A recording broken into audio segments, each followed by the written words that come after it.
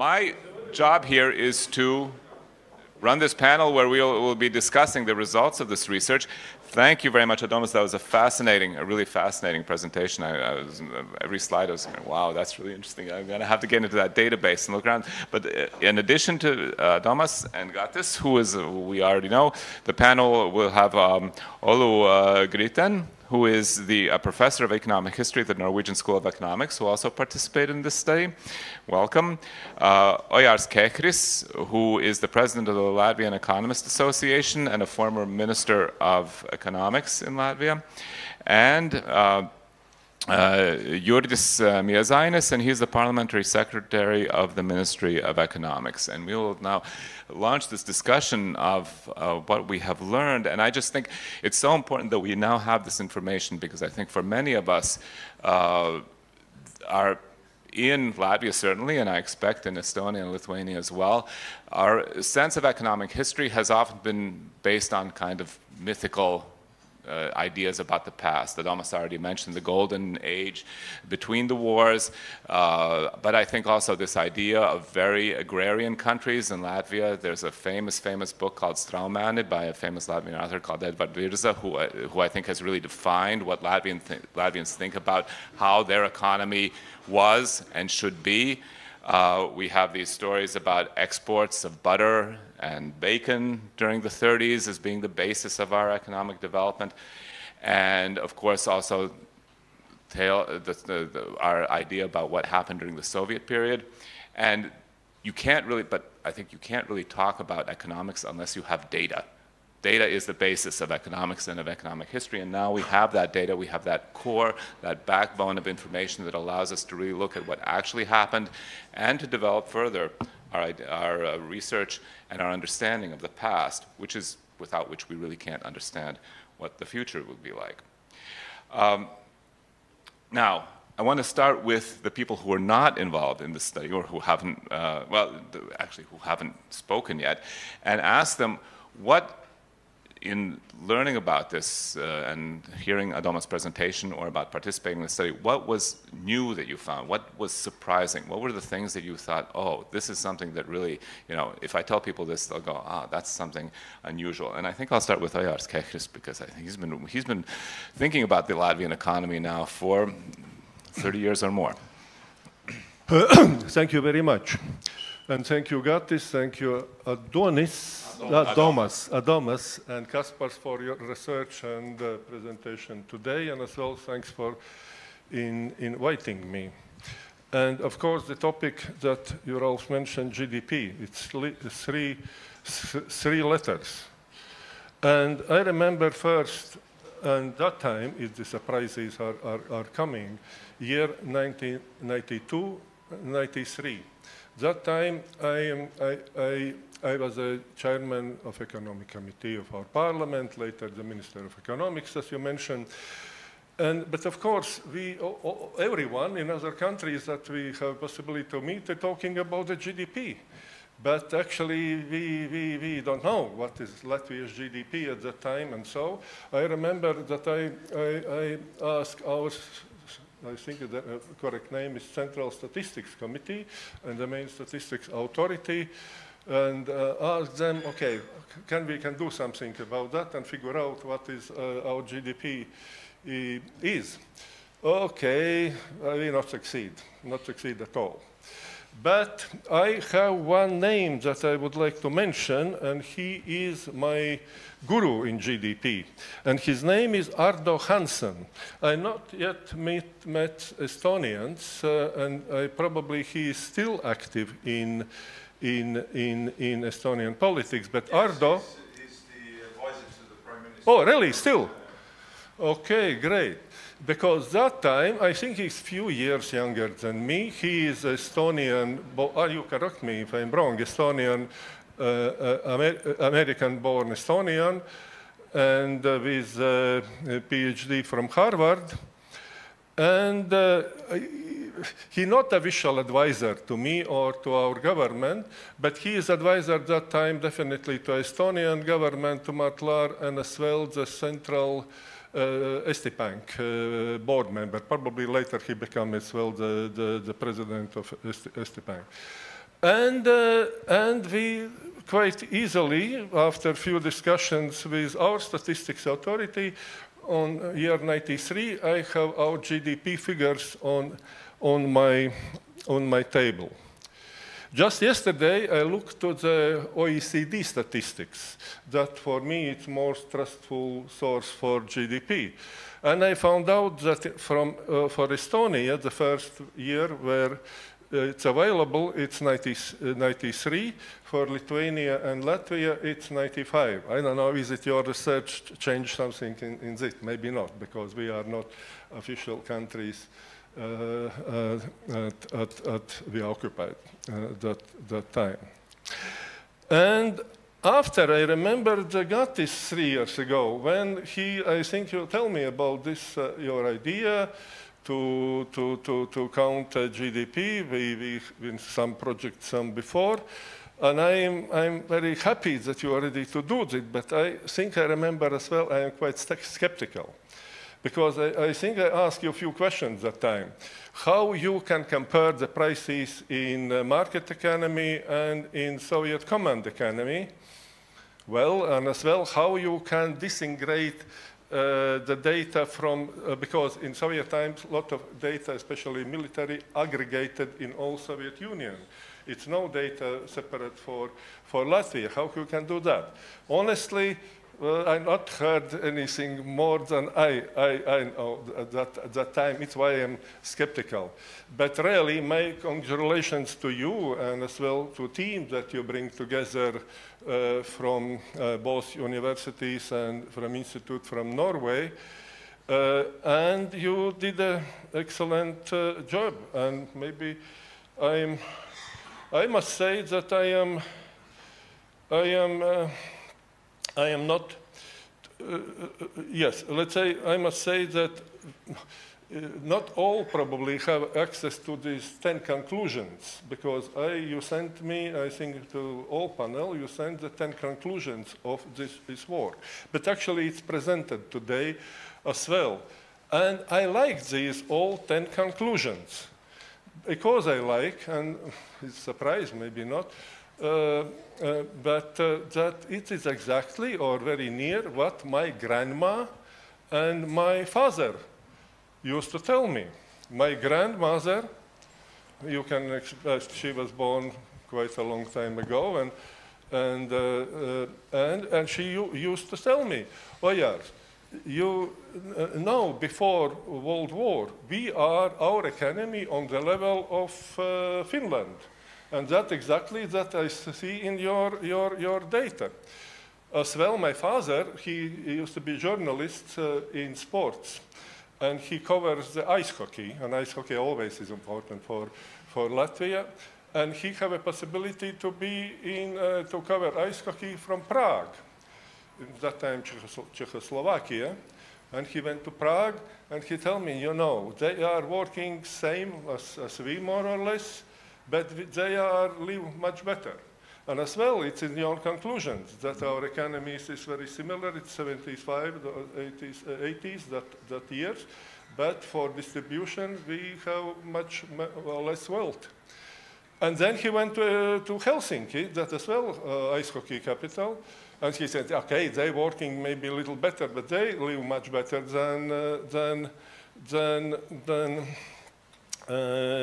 even than Czechs and Slovaks that time. And as well, this is in this research. Because that time, you know, many in auditorium know it very well, but maybe not young generation, yes, that, you know, officially, and I am product of our school system in Soviet time and as well University of Latvia. And we teach that, you know, the Soviet system brings us the industrialization. The Soviet system brings us to teach us how to print the newspapers and even to play theaters. And for that we must be grateful and bring all good meat and milk to St. Petersburg, that time it's Leningrad, and Moscow. I don't know, Ralph, if I can continue, I have a few more points. but you stop me if I'm talking too much. As well, I am very much agreed with conclusion point number 7. You touch it in your presentation. This is that economic slowdown.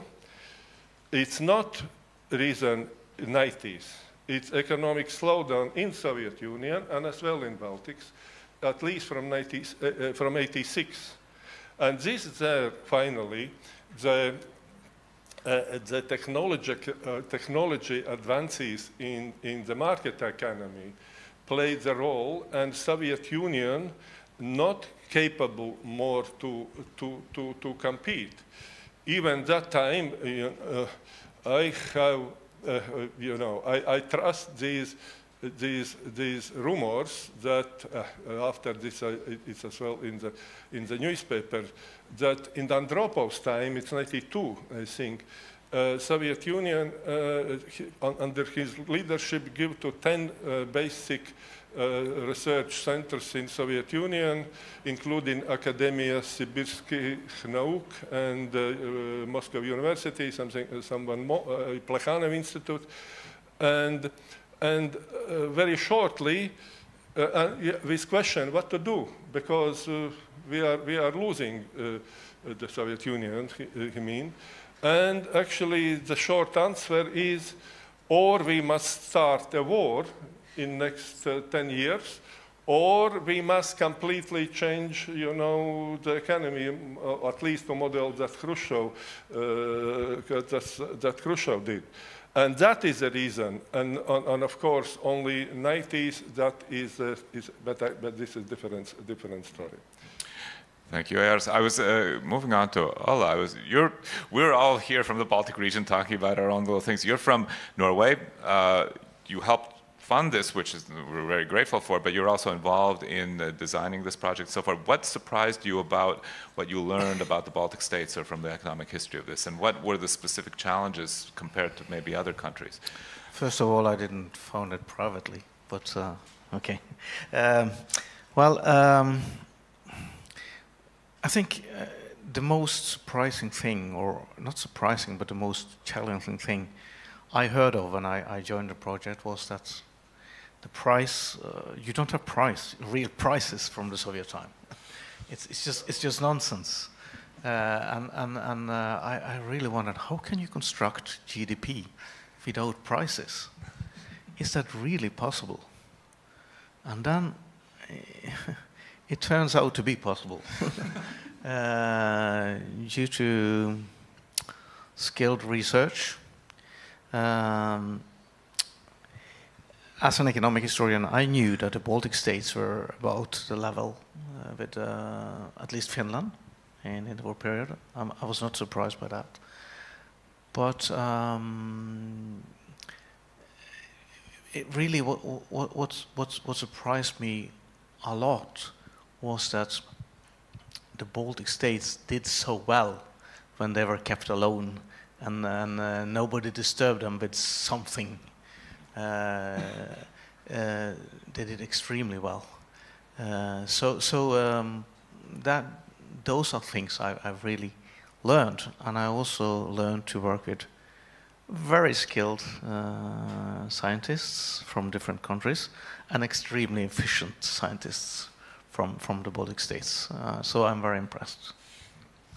Thank you. I'll move now to Mr. Miezainis.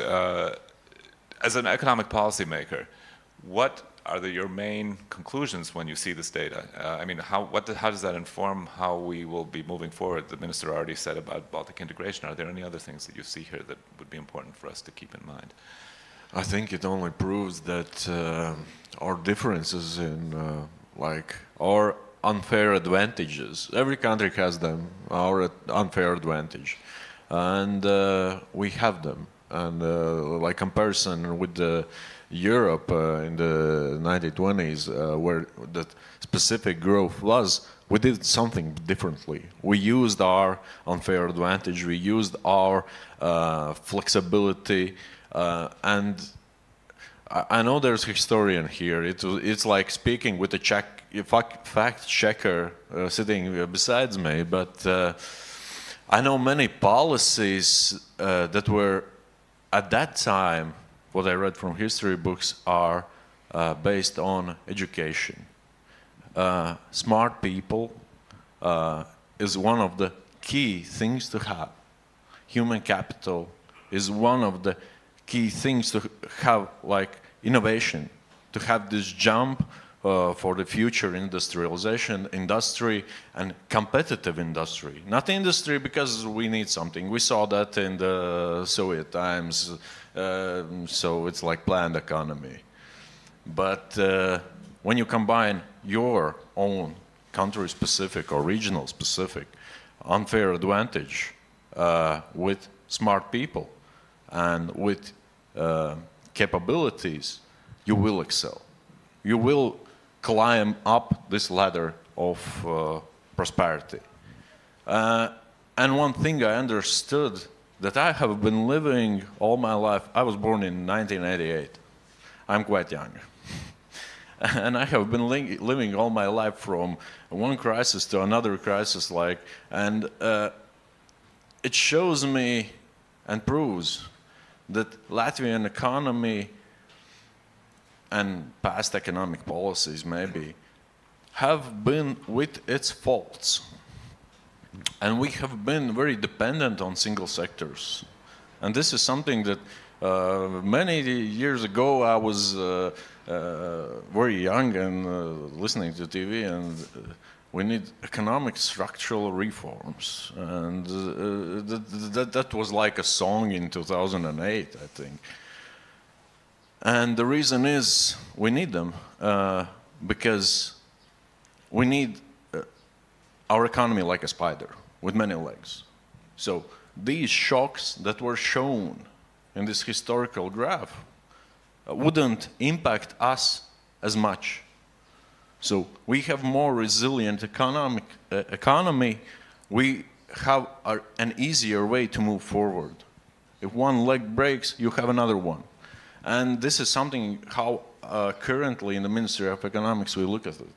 And when I go to the ministerials in the European Union, to the councils of ministers, I speak very loudly regarding that we can't only look at the big policies, like horizontal policies. We could see it here, like they didn't go off the gold standard and they had a stagnation period. But we need to allow and build the future of Europe and future of European single market on our differences. What can we do better than others? Or we have, I don't know, Spain, they have a lot of sun. So green hydrogen, solar panels, here you go. One of the things that we can't even compete with them because we have less sun. We can't change it. We have forests. And we have forests because of the policies that was implemented in the 20s. Because after the World War in Latvia, I think we had forests around 30%, 27, 30%. And currently we have 53, 56. So that's the start of the policy. And why we have so many forests. And currently we have an unfair advantage again. So there are so many things given to us. Okay, peatlands, 10% of our entire land mass we have in our country. Again, unfair advantage. Because the other countries in Europe doesn't have it. Agricultural land, very good agricultural land. And in the data it showed that agriculture, even though the industry was growing, agriculture had a leading role. Why it is? Unfair advantage, because we have a very high quality agricultural land and we can use it and be more productive naturally. And when we implement technology and innovation, we can be even more productive, even better. And this is the thing, how I look at these policies. Okay. Mr. Miezainis, you mentioned resilience, and I wanted to ask the two researchers, Gatis and Adomas. You really have gotten into this data, deep into it. How do you explain the resilience of all three Baltic economies over this period after taking these incredible blows, the First World War, the Second World War, deportations, the collapse of the Soviet system? How do you explain the fact that these three countries are unique in their ability after each of these really, I think, often very severe events to recover and start growing again? Gatis, maybe I'll start with you and then and ask Adomas. Maybe you have different ideas about this. Okay, now, yeah, but it was actually it was my biggest surprise when I looked to data, and then I learned and understood that after each this geopolitical turbulence event, yeah, war or crisis, recovery was faster. And Ojārs, you remember half of a year ago we had this discussion in this. About this last 3 decades, and then one from our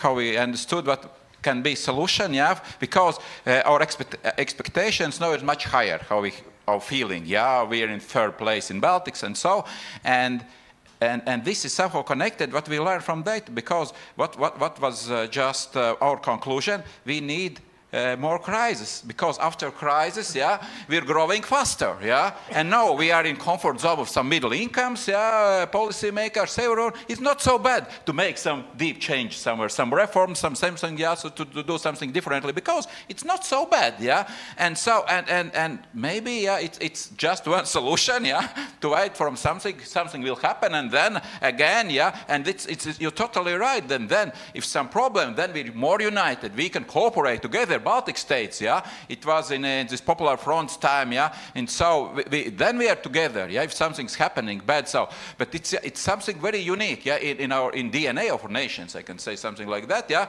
and we're more patient, I think, yeah, and because we learn from history. My grandmother, when he returned from Siberia, and I was child, and then she told me, you know, it was not so bad, because in my own farm I worked much harder, yeah, and so we are optimists, yeah, and we somehow, yes, and then I think another thing maybe is this, yes, this like surviving skills, something like that, yeah, surviving skills, because we had everything, yeah, this totalitarian, how to improvise, how to survive, how to find food in Soviet period, yeah, with empty shops, yeah, but everyone had something, yeah, there, yeah, and if I try to tell this and explain to my children, they look to me like a crazy person, yeah, but how it's possible if you have money, yeah, but you cannot buy something, yeah, how it's possible, yeah, and so I think this can be that we just,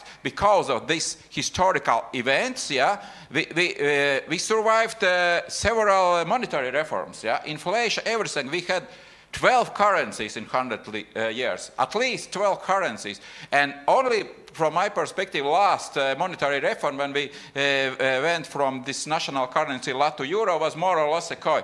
Other is very big challenge for society, yeah. So we are prepared for such situations. Then we mobilize ourselves somehow, yeah, and then we can survive, and then it's somehow motivation for us to do more, yeah.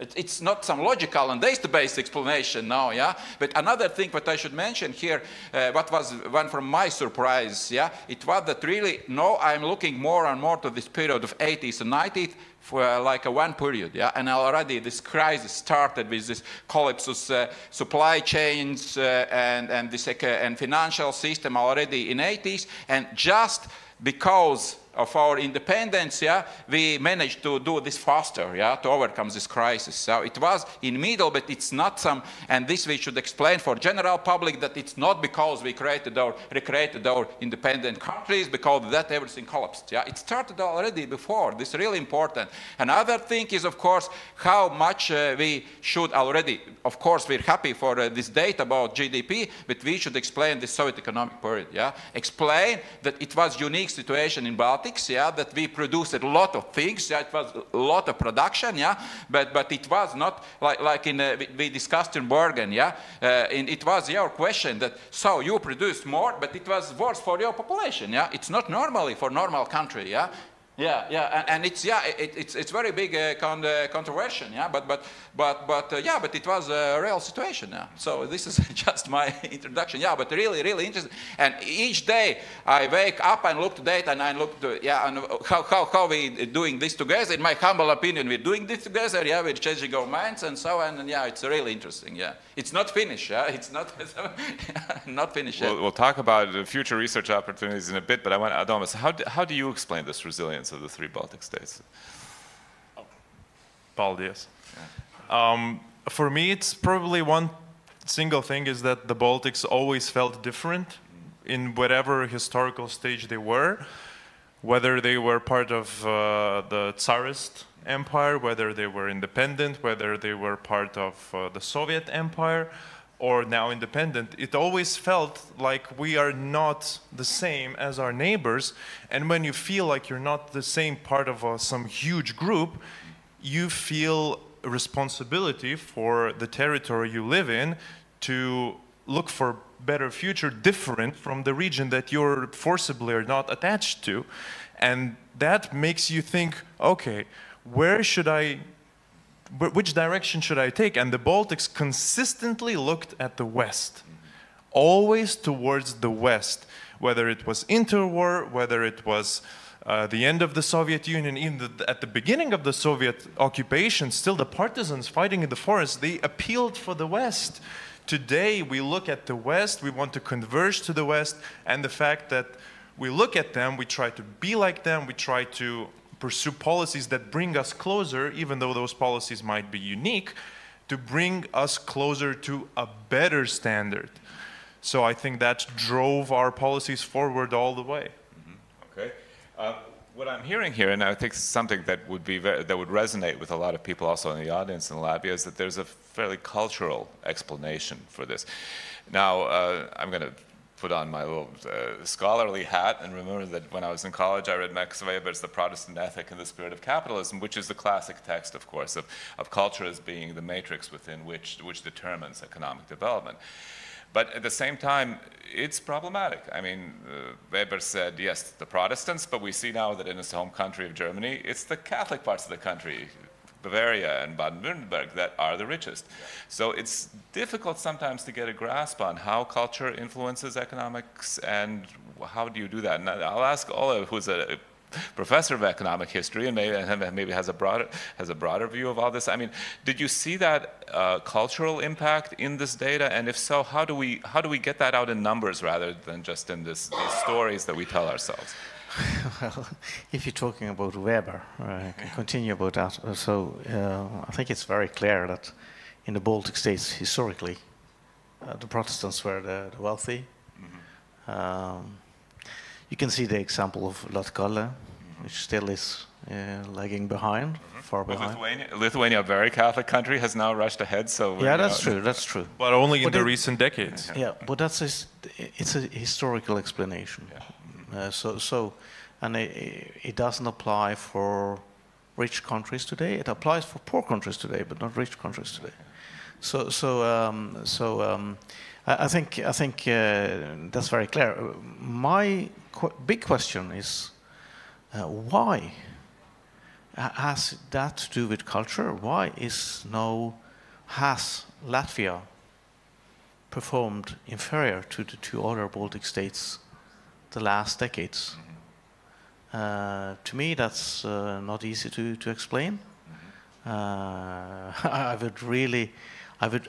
really think somebody should look closely and carefully into that and to explain. If it's a goal here in Latvia to have economic growth of 5%, well, that's extremely high these days. So, but what's the problem in Latvia really? That's one thing I really have been thinking about, and if somebody comes up with a project about that, I would be happy to join. Yes, maybe you have some kind of ideas about this, and just to add a different maybe view of this, I think one of the things that I'd be very interested in looking at in this data is differences of economic structure, because I think it's quite clear that despite the fact that the level of development was fairly similar up until 86 or so for the 3 Baltic states. The structures that the Soviet Union created here were quite different, and maybe, I don't know, maybe Ojārs can, well, more heavy industry, perhaps more sort of all union. We saw the differences in Latgal and Vidzeme for pigs and things like the regional stuff like that. So maybe Ojārs, maybe you have something to say about this. If I may, just one moment about resilience. And I'm looking to Professor Mesh, and I'm not sure that we are so resilient, because what that got is shown in the first slide is population. And population is very similar in Latvia, for example, and in Finland. But now it's 2 times or 2.5 times bigger in Finland. And of course, it's why we lose lot of population. And as well, in the recent years, our population, of course, it is reasons are declining. And no, yes. And economic and one more about the forest. Yes, in Soviet times, the Soviet propaganda is very happy that in Soviet times the hectares or volumes of forest very much increase. Okay, but if you look what happens with agriculture land, that agriculture land is decrease. And it's because the most capable farmers sent to Siberia, and this agriculture land become the forest. That is big explanation.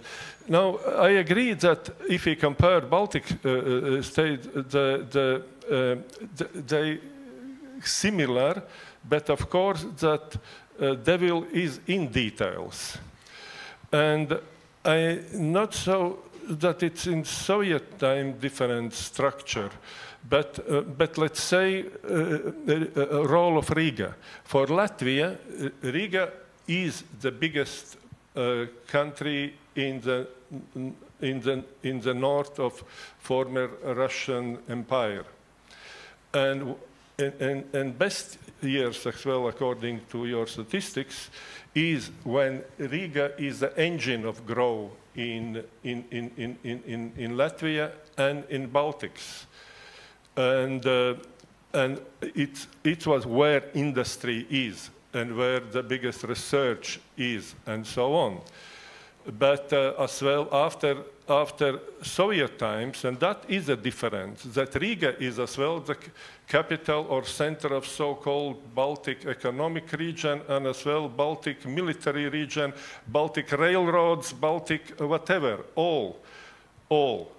And that brings a lot of people here, but not that is have an economic volume. It has as well changed the structure. And after, in the last 50 years, more or less, if we're looking to Vilnius, to Tallinn, and Vilnius grow faster than Riga in the last years, government and central government and capital working together, bringing investments, and they are succeed. In Latvia, maybe, I hope it's some changes in the last years, when I know one political party have a prime minister and mayor of Riga, but previous years it's constant struggle between the, if you must do something in Riga, you need the government and Riga authorities. You can't do it alone. No, yes. And for Estonia, the biggest growth, it's immediately, if we compare with other countries, immediately at the beginning of 90s. I think they make a very smart decision that after the August coup, they get a new government very quickly, and Martlar government, and they started structural reforms nearly immediately. We followed them, but nearly one year later. And this 1 year, because it's, yeah, but this is probably the different story. But additional, how it happened that after crisis of 2008, Lithuania become now the leader. We have some ideas and some research, but I think it's still important to look to this. One is that we are all three hit, probably Latvia harder by 2008 crisis, but difference is that we have a help from IMF with some restrictions, and we get money for lower rates. Lithuania get the money in the open market for higher rates, but quicker pay back. I think it's interesting to look to that. Yeah. Mr. Miezainis, do you have an answer for all about what is Latvia's like problematic not quite as questions? rapid growth in the last couple of decades? I would say currently we are paying quite a big price for solutions that were economic quick fixes. For example, of course, it's not bad. It's not bad when country has their own ambition, but it sometimes raises like economic dependencies. Like before 2008, the Baltic Tiger, the real estate development, banking sector, boom. It's a bubble. You know, the free market has bubbles. And we had one, and it hurt. After that, what are we doing?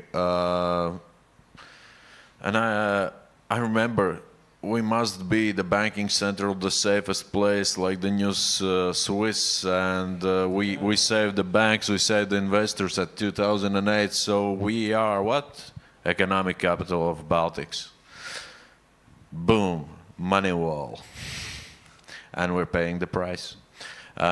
Transit dependencies on transit routes. When you look at the broader picture, the transit business with Russia has declined in the past more than 10 years.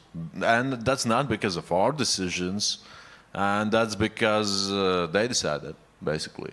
They decided that they will operate their own ports, their own infrastructure, and currently we have an economic challenge to resolve it, and I think we're on the way to do it. And again, we are looking at the future-proofing of our industries and looking at, I'm really learning from the 1920s. I really do. And for example, it's not the Soviet times when the trees grew. It was 1920s policies that made Latvia's valsts meži. And that's why we have so many forests. Of course, it's something to do with the plant economy, and they didn't think that they're valuable, but good for us now. So, yeah, and again, in 1920s, there was a book written by Kārlis Skalbe, and it's called, it was written, I think, in 1919 or 1920. Kārlis Skalbe. It reads very strange for modern Latvian, "Pa dzimtenes ceļiem." And I have one copy of it, and it's the original. And he describes how Latvia looked when he visited different regions. And basically in that book there's that answer, why regionally there were differences. And he went to Latgale, and he said, Latgale is a region with huge potential. We have to unlock it because of their history before the 1920s and how it was not keeping up a bit with the rest of the territory. But they had a plan and they did it. And again, the policies that were implemented in the 1920s regarding education, they were one of the biggest keys. And we saw that, like the Latgale region as well, growing up and like raising higher in the development and GDP. So, no, that was pigs, yes, livestock. That graph was that. So, if we learn from those times and modernize the view, we have the solution. Let's go into the modern technologies, Green Deal, develop everything that's possible using our unfair advantages, wind, sun as much as we can, water, hydrogen, etc., etc. Let's use our bioeconomy, the strong point of our natural gifts that has been given to us, forests, peatlands, farmlands, etc., and industry on top to add value to grow the GDP. Okay. Before I open the floor for questions, I want to give it. Very short remark. What Ojārs already mentioned. It's important, of course, GDP per capita, but it's very important this critical mass of people. What we covering our territory is just one example, and I can continue what you started to think about, that we need more technologies, and what we need for more technologies, we need more smart people, people with entrepreneurial mindset, Probably in Lithuania are more people with entrepreneurial mindset, because Lithuanian state-owned companies for sure are more aggressive in international markets, Our Latvian forest, Latvian Valsts measure, Latvian ergo, they're dreaming. They are here, only in Latvia with so huge potential to go in international market to do more in this, They are only sitting here for decades and waiting something because they are here in comfort zone, They are controlling this and so, and I think this is why Lithuania really achieved more in this after this last crisis, because this was time before from 1994 to 2008, it was similar graphs, But this number of people, for example, if we look just to square kilometers in Benelux countries, there 40 times more scientists to square kilometer than in Latvia.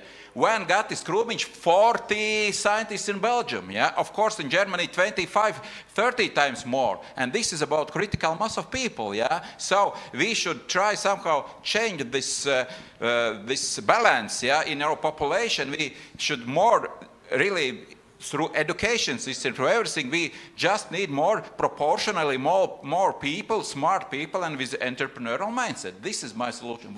How we can? We need more people. We need more families. We need more children. Yes. And I think this is one of the policy sectors that we have to look into very strongly, and all of the Baltics together currently, because this is something that's worrying me.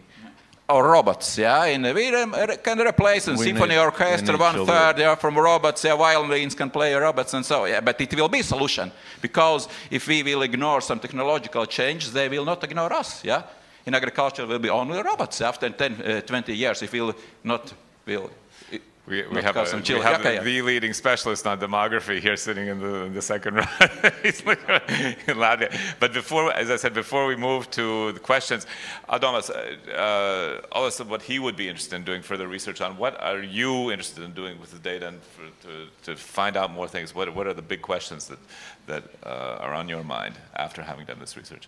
Well, this research is not finished in my view because I'm still writing my thesis. So you heard a lot about interwar period, because this is, I've already have the data. I managed to analyze interwar period thoroughly, but the Soviet period and modern period I still have to work on, and my deadline is in autumn, which means that some of the questions that Ola has raised might be answered in a concise way, at least, by that time. But afterwards, probably I will search for opportunities for a postdoc and look into some deeper statistics. And probably trade would be one of the things, because it got me into this in the first place, because I thought that Lithuania had a golden age in the interwar period because of the export of those bacons and stuff. And I found out how miserable it was afterwards. And then I expected the same thing from Latvia and Estonia, and it turns out Latvia and Estonia were success stories. So analyzing these reasons deeper, I think, is definitely a future thing. And also, what we heard before is applying these measures for future policy recommendations. Okay. Please do advise us. So, questions. Ambassador, if we could get a microphone to... Erik Marmei, Estonian ambassador. Good to hear you all, and it's fascinating data. What bothers me, and I want to get back to that, and probably our Lithuanian friend can tell us, we can't get back to that graphic of data, but the Soviet time after war, 45, 75, the increase of GDP, and then you have a stagnation for 15 years and then a collapse again. This is exactly the rhetoric that Moscow is using, that the Soviet Union brought us prosperity. And your data kind of supports that. Now, I'm old enough to grow up at that time. My parents were teachers. They both made 80 rubles per head, okay? They were part of intelligentsia. They couldn't get the apartment from the state. So their parents had to pay for the so-called cooperative. I wonder, how do you transfer that GDP growth to the real, living standard? And you said there is a difference, but you can't use that data if you can't compare. And I agree totally with the Norwegian view on this, that you kind of agree that you can put that data together, and that surprised you. I'm surprised that you can use that data in a way that I didn't see that, when I talked to my grandparents in 70s, they said, yeah, well, don't listen to what they tell you at school, we tell you how did we live in 30s. All right. It was a massive, massive, decline in living standards. So that data is, in that sense, okay, maybe in the countryside you had these collective farms and the people lived better. Now look what is the result of that? I mean, you go outside 30 kilometers from Riga and you still have these, crumbling collective farmhouses all over the place. Pigs, yes. I visited Valmiera, the meat factory, which is now transferred to the economic sort of zone. This is incredible what Valmiera is doing with that. But that meat, I mean, the mayor said all that meat went out. So Valmiera had no issue with those sausages that were produced. They all went to St. Petersburg. So can you kind of, I'm a little worried about that when you come out with this data, this will be used by Moscow saying, well, exactly what we have told you for 30 years, that we brought you prosperity. Okay. Adomas, how do you answer this? How do you avoid becoming a tool in Moscow's info wars? Look, so first of all, there was growth for sure, because what we have a robust figure in 1990s. We know how successful or how wealthy we were in the 90s, which was already market economy, not Soviet Union anymore. So that figure is robust and clear. We also have the interwar period. We have that figure clear and robust. So somehow you need to connect that data, and apparently the living standard that we have in the 90s is still much higher than it was in the interwar period, which means that that difference was achieved still during the Soviet period. So you cannot disregard the fact that living standards were still improving.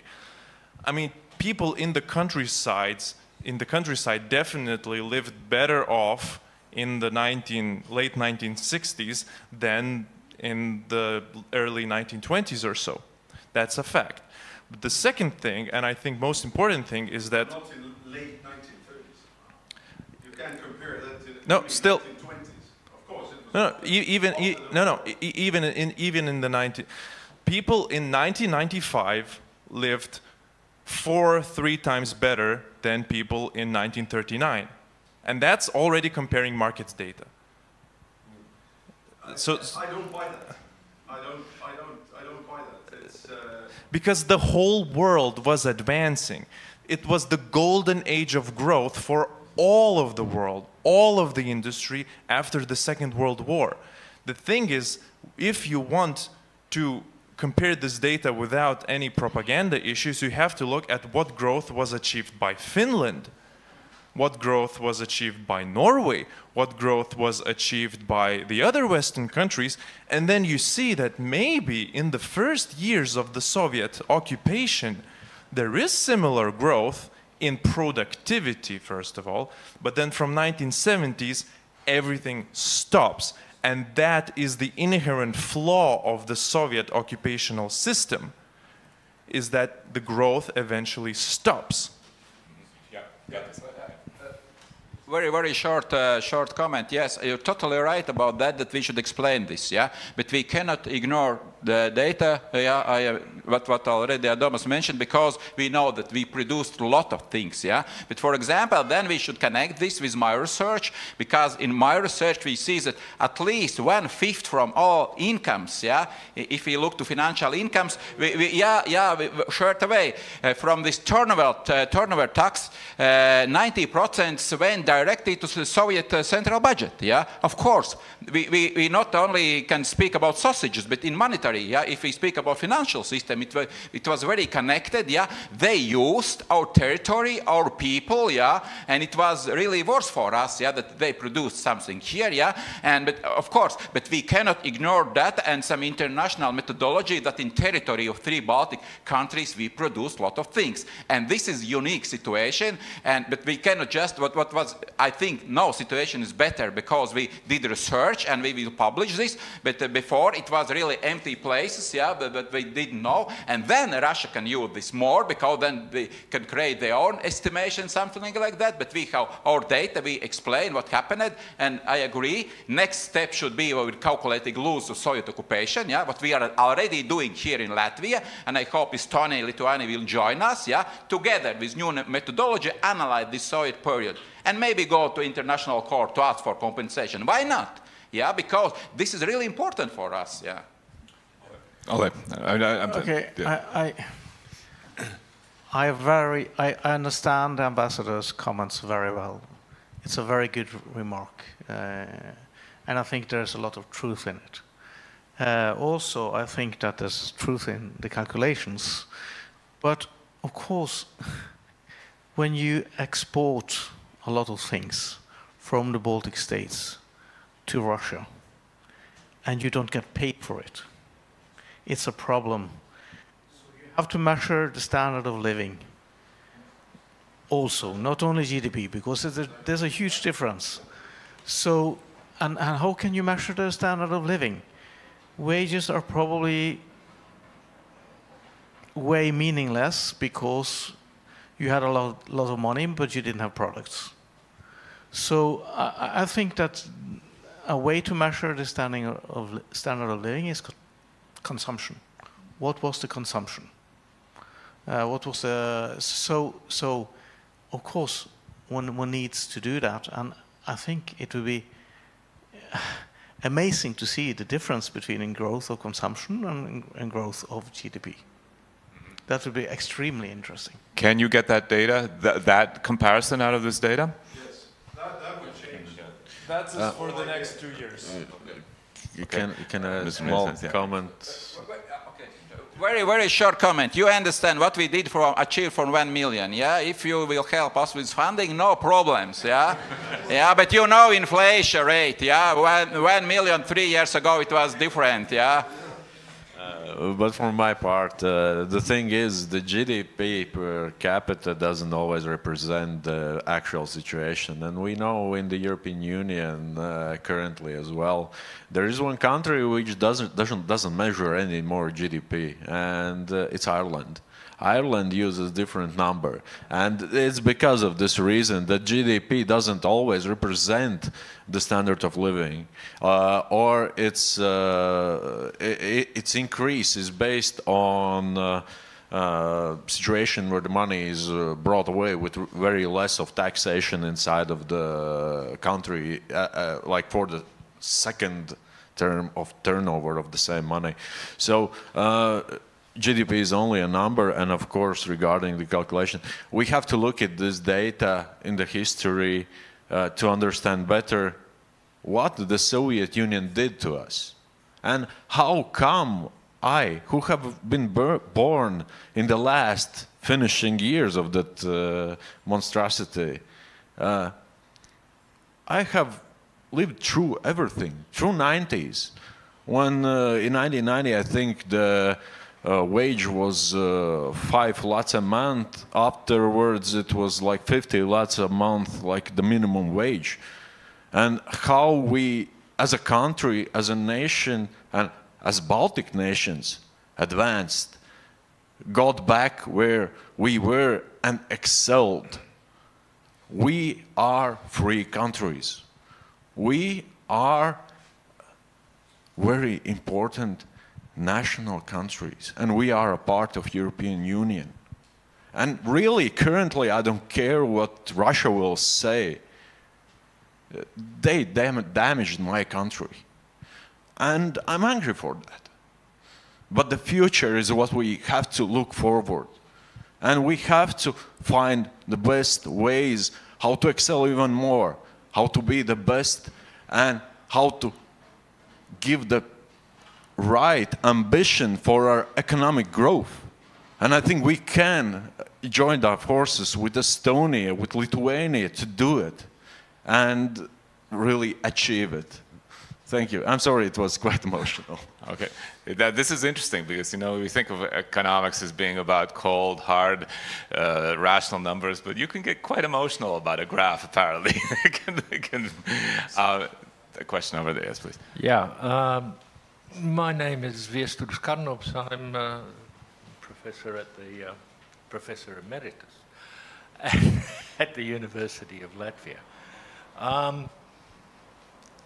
We've been sort of dancing around. I assume that your GDP, because you're so defensive of the Soviet figures, is based on productivity. Is the interwar period also based on productivity? Yes. And now it's based on productivity. So post-1995 is from all three sides: income, value added, and consumption. So the most reliable data is, of course, yeah. And that's why you get the difference between the figures for the Soviet Union, or Soviet time, and what it was like to live there.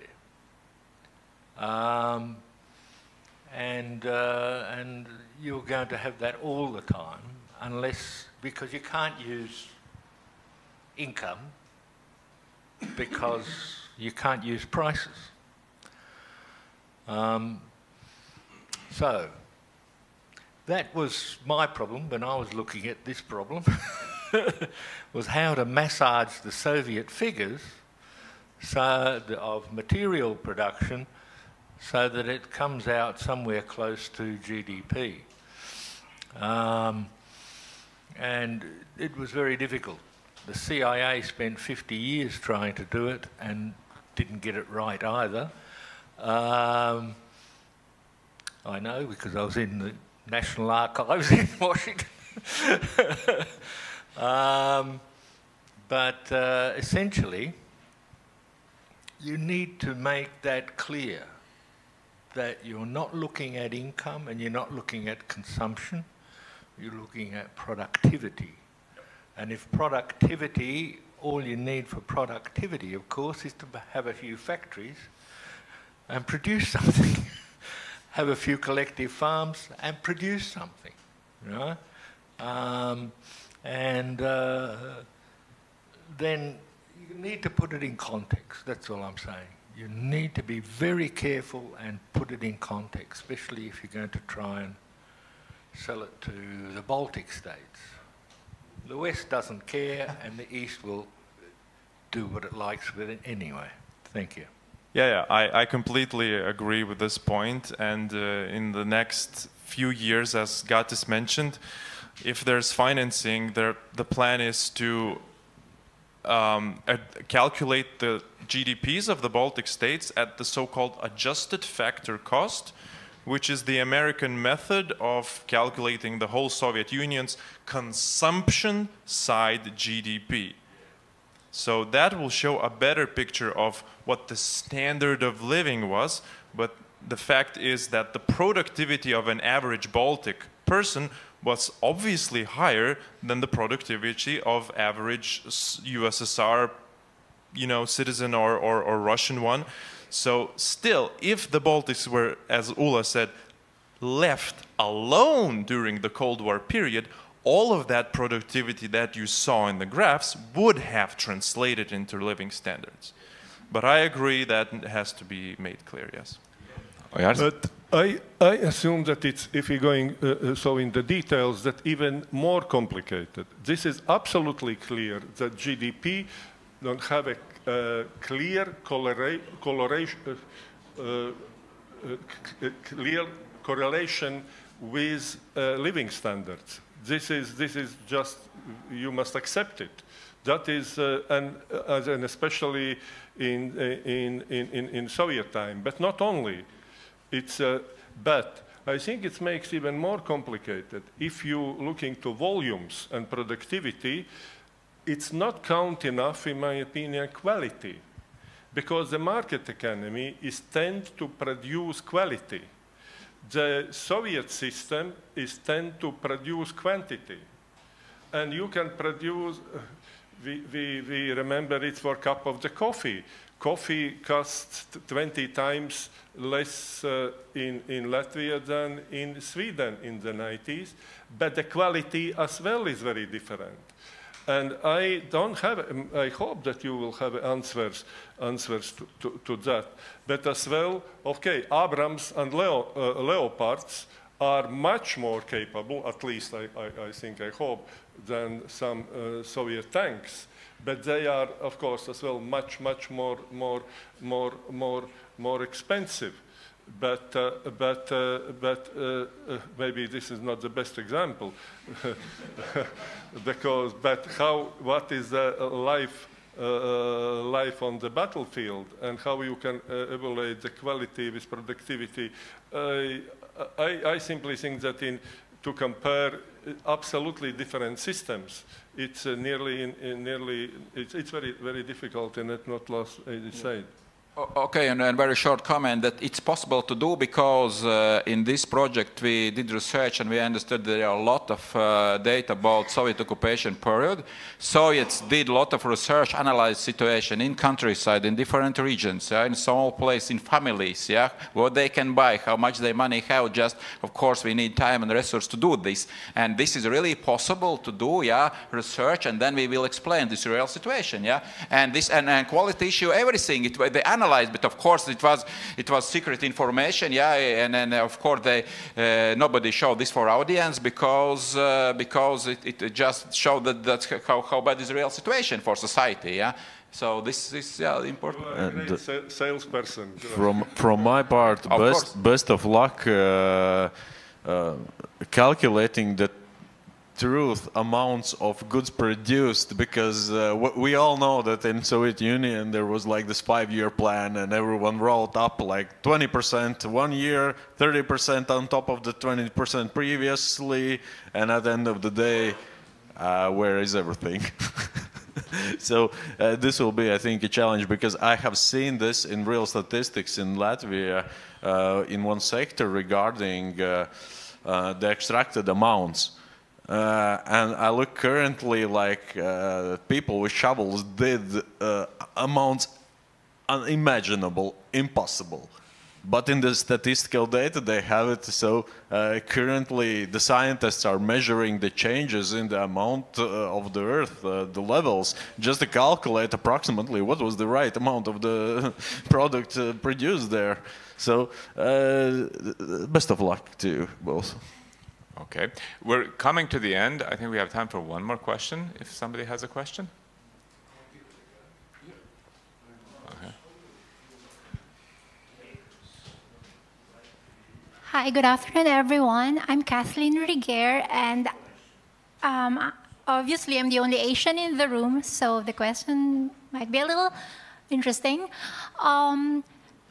Asia has a very different systems, everything from Europe. So I have been witnessing personally the differences in a way since 2022. When I first came here, so different from what I have read, from what I have learned, from what I have watched about European systems. But there's one thing that I'm thinking. How, because you're a rich society in general compared to developing countries like Asia, most of Asia.